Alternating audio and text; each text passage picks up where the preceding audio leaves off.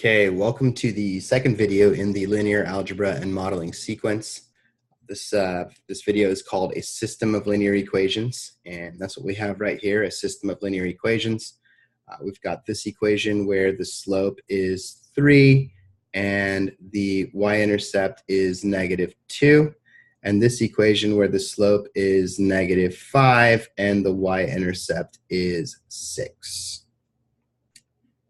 Okay. So just as before, we are going to generate a vector of x values. This time we're going to use the sequence function that's built into R.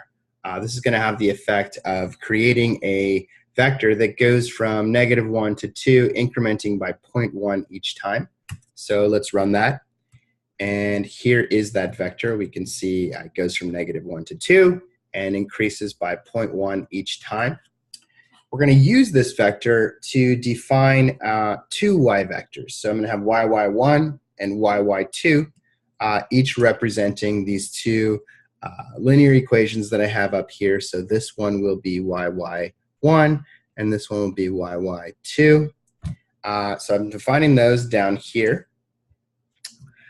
Again, I'm using the vector arithmetic. I'm going to be multiplying 3 to each value in xx, and then subtracting 2.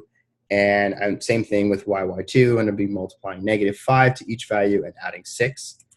So I have done that. I'm importing the repr library once more. And again, I'm going to define the width and height of the plot that I'm going to generate. Now, there is a little subtlety here that's a little bit different from how we previously generated a plot. Here, I'm using the plot function first on xx and yy1, but then I'm using the points function here with yy2. Now, the reason I'm doing this is if I used plot on yy2, it would actually create a separate plot. And I want the yy2, the xx yy2 relationship to show up on the same plot as the xx yy1 relationship. So I'm using the points function. And that's what I've got down here. This is the representation of those two functions on the same plot. So the solution to a system of linear equations is, and this is going to get pretty mathy, but it is a hyperplane in one less dimension than the two equations. So each equation here is a line, which is a 1D hyperplane. So the solution is going to be a hyperplane, a zero-dimensional hyperplane, which is a point. And we can see that solution right here. This is the solution to the system of equations. It's where they share the same value. And we can probably look at this. We can eyeball it and sort of like come over here and see what we think it has. And it's pretty obvious what it has in terms of x. And we can eyeball it and say, you know what, I think that's probably 1, 1. But let's go ahead and prove that for ourselves. So we're going to find the solution to that analytically.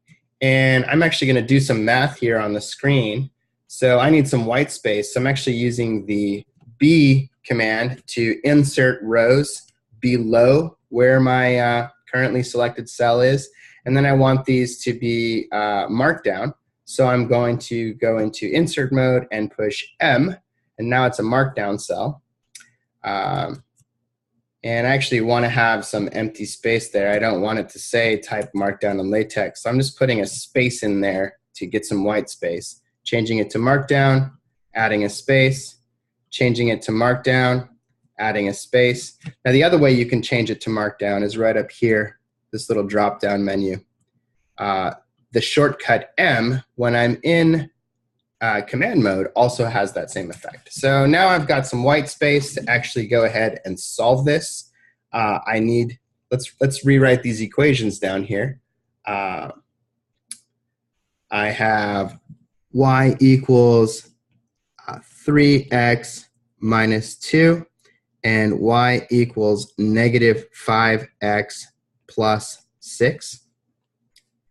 Now, since both of these are equal to y, both 3x minus 2 is equal to y, and -5x plus 6 is equal to y, then I know that they are equal to each other as well. So I can say that 3x minus 2 equals negative 5x plus 6.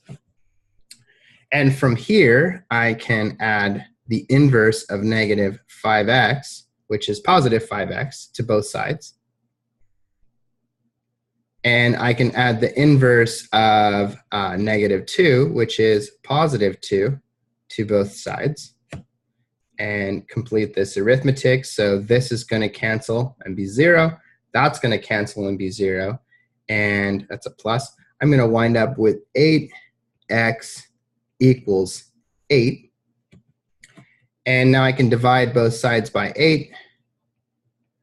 And I get x equals 1.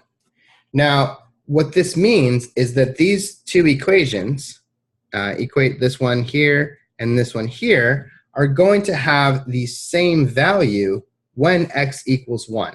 And let's verify that. So y is, for the first equation, y is going to be equal to 3 times 1 minus 2, which is equal to 1. And the second equation is y is going to be equal to negative 5 times 1 plus 6, which is equal to 1. So indeed, they have the same value at 1, 1. And that is the solution to this system of equations. And I've shown that analytically. This is called analytically when we solve it using algebra. Okay, so I'll just leave that up there for a moment. You can have a look. Let's clear that out. So I have this code right here down below where I've actually written the solution in right here. I have 1, 1 for my solution. I'm going to be plotting those same vectorized functions and then plotting the solution. And the one additional thing that I've done is I've made yy1, the relationship between xx and yy1 is going to be red, and the relationship between xx and yy2 is going to be green, and then the solution is going to be blue. So let's go ahead and plot those. And there it is. And there is our solution.